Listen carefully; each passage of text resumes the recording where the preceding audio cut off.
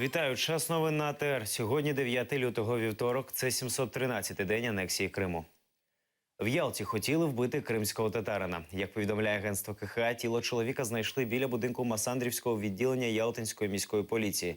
Зараз він знаходиться в Лівадійській лікарні у вкрай важкому стані. Ті, хто знайшли пораненого, повідомляють, що постріл у голову був зроблений з його ж табельної зброї. Потерпілий працював черговим в Масандрівському відділенні поліції.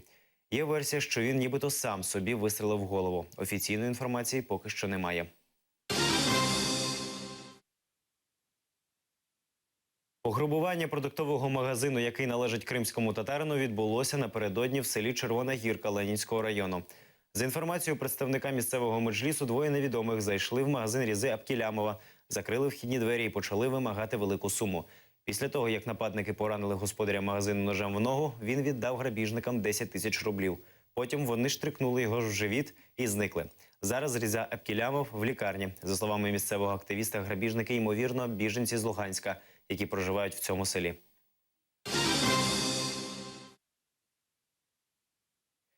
Із закликом про допомогу літній жінці, яка втратила все майно під час пожежі, звернувся до небайдужих людей голова Кіровського регіонального меджлісу Екрем Абдульватов. У селі Яркої Кіровського району в будинку Аджимуратової лінії Біта сталася пожежа.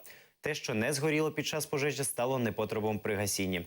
83-річна Лінія Біта повернулася на батьківщину в Крим в 90-му році.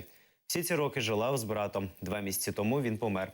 У самотній пенсіонерки більше немає дома. Зараз живе у сусідів і знайомих. За допомогою сусідів і громадськості розпочато збір коштів на ремонт маленької хатинки у дворі.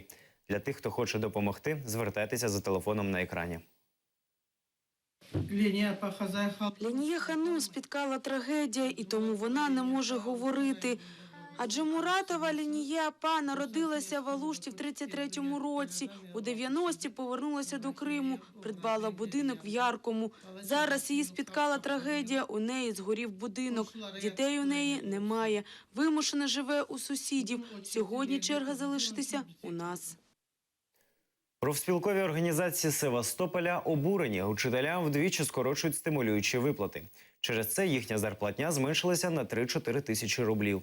Відповідні документи надала в Севастопольську російську адміністрацію голова міської організації профспілки працівників освіти і науки Тетяна Козлова. Цього року вчителі отримують на руки 12 тисяч рублів на місяць. Вихователі – 10, техперсонал – 5 і 300 рублів. Фонд заробітної плати ніхто не скорочував, запевняють в севастопольських законодавчих зборах російської адміністрації. Гроші просто не доходять.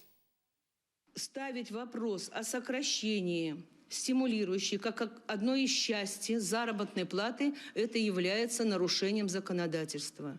И поэтому моя задача сегодня, я хочу, чтобы нас услышали, потому что я буду обращаться в вышестоящие все организации.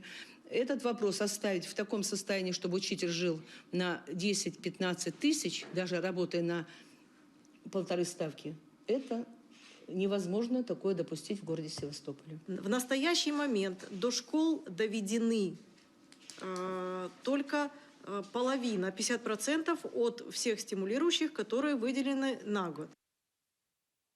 Будівництво Кримського енергомосту ведуть шахраї. Щодо діяльності голови фірми-підрядника Олександра Мураткіна ведеться перевірка МВС.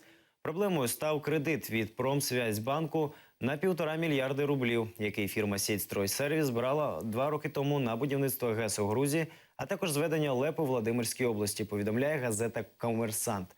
Після отримання грошей Мураткін виконав незначний обсяг робіт, а потім перепродав компанію. Новий власник, його приятель, оголосив про банкрутство компанії, яка на той момент була винна банку близько 1 мільйона рублів. Баківські юристи угледіли в їхніх діях ознаки шахрайства і подали відповідну заяву.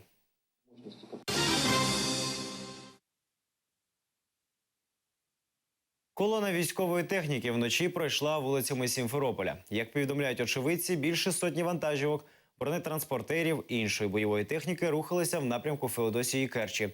Як відомо, вчора війська всього Південно-військового округу Російської Федерації приведені в повну бойову готовність. Як заявив міністр оборони країни-агресора Сергій Шойгу, почалася несподівана перевірка боєготовності. Кораблі Чорноморського флоту також проведуть морські навчання.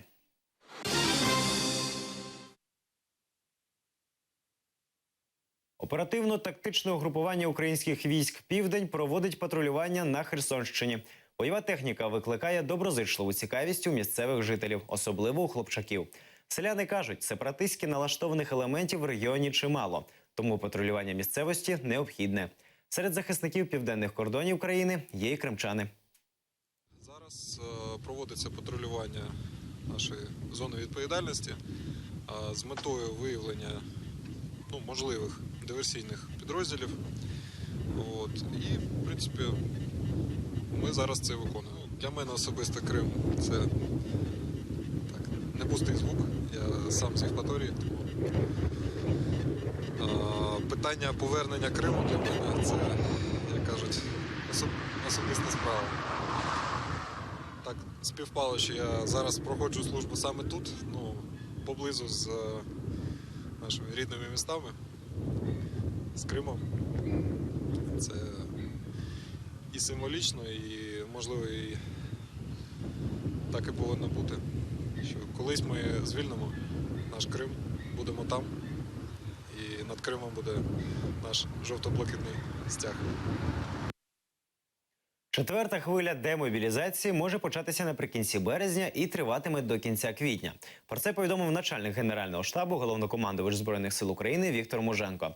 Також він розказав про залучення контрактників. З 1 січня по 8 лютого поточного року на службу за контрактом прийнято більше 2,5 тисяч військовослужбовців і відібрано більше 4,5 тисяч кандидатів. В тому числі це і ті військовослужбовці, які вже проходили службу і мають бойовий досвід, які повертаються до лав Збройних сил України, і порядка 600 чоловік, які відібрані вже з військових частин. В тому числі, кажу, і з мобілізованих, і з військовослужбовців строкової служби, які виявили бажання перейти на контракт. Причому в основному це військовослужбовці, які на сьогоднішній день проходять службу і були призвані по мобілізації. Чим більше буде військовослужбовців служби за контрактом прийняти на військову службу, тим менша необхідність в кількості особового складу по мобілізації. Ще одне питання хвилює, коли буде йти звільнення мобілізованих військовослужбовців, які вже, скажімо так, завершили виконання своїх обов'язків.